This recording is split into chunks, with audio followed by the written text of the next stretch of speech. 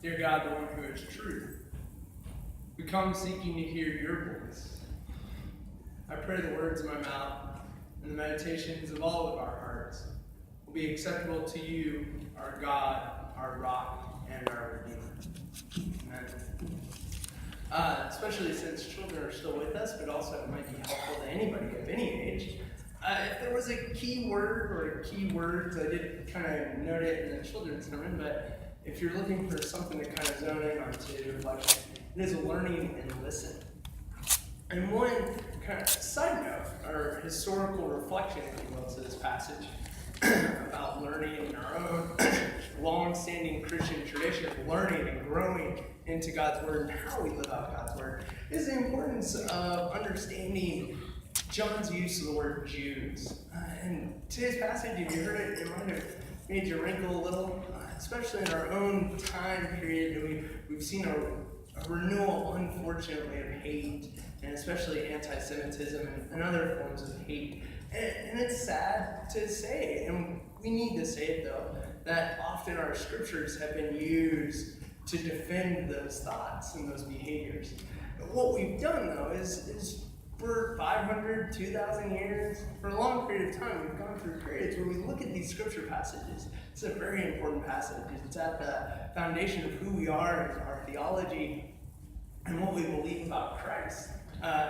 We've taken these pieces and we've said, that's a really tough thing to think about. And we just name, that's not what we think. We don't think people of other religions, we especially don't think Jewish people are bad or evil or they're the antagonists. And it's important for us as a community to name that, to explain that, and to celebrate that, really. And to say, for us, this passage is really talking about how tough it is sometimes to follow Jesus. And we've been there, we've read some things that Jesus said, and we may have grumbled. So at least I have, I confess, please forgive me. But in the spirit of listening and learning, I have to name one of the greatest lessons I ever learned. And it came from two classes I took, Bowling 101 and Bowling 102. I'm serious, these are real classes. I got actual college credit for taking them. And I took them, in my defense, I need to say this. I took them because my advisor told me I was taking way too many reading courses and I was not going to succeed and I needed to find something else to do. And there's nothing better than the athletic department to go to for that. And the bowling professor was an alumnus of the college. And he was well loved. His name was Professor Tom Reed. We all called him Professor because he deserved it. But he was a wonderful guy, well loved, so it was a very popular class. And I took 101, fell in love with it, so I took 102. And I learned some profound things in there. And one of the things, so a quick side note too, about the college I went to. I graduated from a small liberal arts college in northern Ohio called Oberlin College. And a couple of side facts, it was a congregation, it was founded as a Congregationalist undergraduate and a Congregationalist seminary. It hasn't had a seminary for about 50 years. But not only that, here's what kind of makes me go, whoa, God works in mysterious ways. I'm actually the third graduate of that small liberal arts college in northern Ohio to lead this church in a small town in southern Idaho. One of the other ones is noted, well-loved, and well-remembered Pastor Emeritus, Reverend Stu Albrecht. So there's a long tradition of hiring Oberlin grads at this church. I don't go figure that one.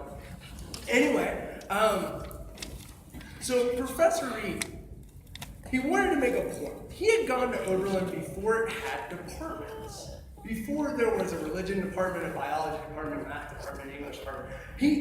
There was a point in the college's history where what they believed was what we teach is to empower the whole person. And when we empower the whole person, we make the whole world a better place. We're not seeking to teach individuals individual things to make individual pieces of the world better. We're teaching to make the whole being better, to create the whole world to be better. And Professor Reed really believed that there shouldn't be departments in the academic world. And to prove his point, he opened every Bowling 101 lecture with a description of how bowling belonged in every department at the college and how it qualified for every department in the college. Clearly it was an athletics department, and he's like, that's fine, but don't limit us. And I think obviously my favorite was the day he proved that bowling belonged in the religious studies department. So one of the most ancient forms of bowling we have, this is true, is from about 300 to 400 CE, there was a practice in Germany called kegling. And there's some debate about exactly what was going on. We do believe that monks were doing it, so again, the religion here. There's an agreement that the people who were doing it, this early form of bowling, believed that the pins represented sin and the ball represented God's mercy. And so it was the ball knocking over human sin. And Professor Reed was of a school that believed that actually there was an annual tradition in ancient Germany where you got one pin that represented all of the sins of the past year, and you got one roll.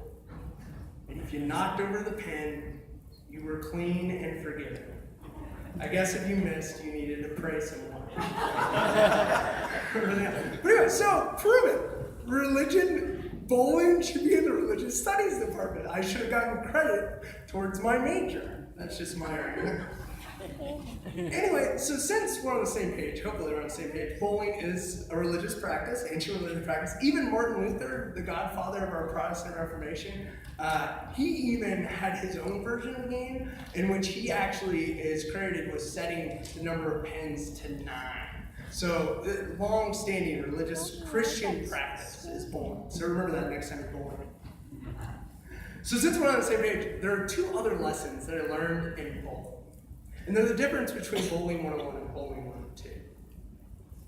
In Bowling 101, Professor Reed told us we were building a subdivision. What we were learning was the foundation. It was the structure. It was the basics of the lane and the ball, how our hand fit into the ball, what the dots before the lane meant, what those weird arrows out in the middle meant. Different setups of pins and how to number the pins. So very basic rules and thoughts and forms, how to approach the lane, etc. And he said we're building a subdivision because what we want to do is we want to create repetition. We want to perfect those foundations, that form. So it looks like a subdivision in the sense that, there might be 3 or 4 different models. And so you might change up a few things here and there, but really, you're going to get very similar results throughout the entire practice of Bowling 101. Then came Bowling 102. And there was a new challenge. Professor Reed wanted us to move beyond the foundations and wanted us to live into a bag of magic tricks. And so in Bowling 102, what we were taught was the diversity of possibility. What it meant when certain pens were in certain places. What it meant when our hand was really sweaty and maybe the size of our fingers had changed because of how cold or how hot it was outside or inside. How much tape to stick extra in the bowling ball. What new approach to take on this frame or this particular roll. How is the ball rolling? Take in things like that. Take in every factor. Take in our own fatigue, our own mindset. And have a bag of tricks ready to go to be able to address any scenario. And that, today, is really at the heart of our passage. It's the idea John and Jesus are trying to get us to understand our full bag of Christian magic tricks. See, today's passage is complex, and it's so complex that it's actually only a snapshot of a greater narrative. All of chapter 6 is what's described as the bread of life discourse. What's happened up to this point is that Jesus has done some powerful miracles. Jesus fed the 5,000 shortly before this. Jesus walked on water shortly before this. And now he's explaining those miracles. So if you think of it one way, Jesus has shown who he is. He's made it visually clear. He is important. He is something extraordinary. And now we're getting into the rhetoric side of the lesson, the more monologue form. And it's in this lecture form that Jesus creates some disruptance, some confusion. I mean, it's a confusion that, no, it doesn't just apply to the religious or the leaders. It shortly after the verses right after this talk about how confused the disciples themselves are about all of that, what's going on. And it's in this complexity that we're shown so many different ways to think about God, to think about Jesus, to think about what it means to be Christian, to be followers of Christ, to be believers in God, the one who has brought redemption. This story, as Gail O'Day, who's a UCC theologian and an expert on all things John, she points out, I mean, it's just amazing how many metaphors there are here. We have the bread of life metaphor. We have a parallel. This scene is a direct parallel to what happened in the Exodus story with the whole contention between Jesus and the people is exactly what happened to God and the people. The people got hungry, they got angry, they demanded food. God gave it to them, tried to explain something else. There's more to this than just manna. And now Jesus is back trying to do the exact same thing. So we've got that parallel. You have the parallel of physical need versus spiritual need. And not that they're verses in the sense that they're competing, but the sense that both God and Jesus are trying to understand we need both. That we do need bread to fill our bellies and to keep us strong. We also need something that gives us so much more.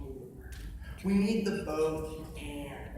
We need to open ourselves and to learn and to listen. We need to be willing to discern. We need to be able to seek. We also need to be able to be in community. We need to be able to not only be individuals, but we also need to be able to share life together. And so it's a lot of back and forth, a lot of both ends, a lot of opposites trying to be held together. And Jesus is trying to explain that I am both what you need. I am the human revelation of the divine to show you that God intimately cares about you. I am also something so much more. And it's in that spirit that Reverend Gail O'Day tells us our challenge is to hold all of it together, to not isolate it, but to see the whole and really grasp that bag of complexity, the bag of fullness. And the reason this is important is because we know all too well that life doesn't fit into our foundational forms. You know, we go from moment to moment realizing that life confuses how we wish and we seek to live into certain things. You know, one moment we find ourselves filled with joy living into the uncertainty. You know, you think of two young lovers who are holding hands and they have no clue what's going on in the world, but they also don't care. I hope we've all had that moment at some point.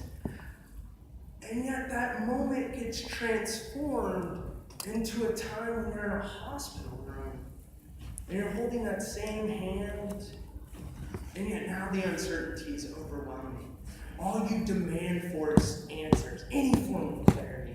You don't understand what the doctor's saying. You don't know what the doctor's going to say. That's what life does to us. And it requires us to do both. It requires us to live into the joy of uncertainty and to also find a way to love when the mystery and the uncertainty becomes overwhelming. When we have to learn to love in a new way, in a way that really reinvigorates us and brings back new life.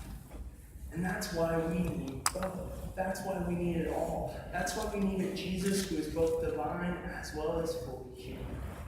Whatever that means.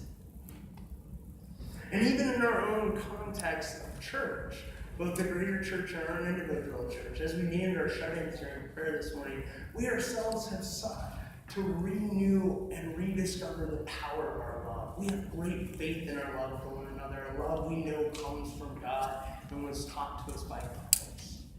Still, I think about Harold, and I think about how his absence really, for me personally, I know I'm not alone, it's just not the same without him and Sal. And I thought about this wonderful thing about how we're seeking to love and continue to love and to hold Harold and still be who Harold helped us to become and thrive and to live in that spirit, and yet do it in the silence of the French Florence. That's what I thought. And it requires us to grieve. It requires us to be courageous enough and say, we have to do something new. And when we do that, what Christ promises us is that when we look beyond the moment, when we look beyond the physical, and we take fully in the physical, we also discover what the feeding really meant. It meant that Christ was with us, that Christ would always be with us, and that God would always give us what we needed, just as God did in the very beginning, as God did in the Exodus, as God did through Jesus in the resurrection.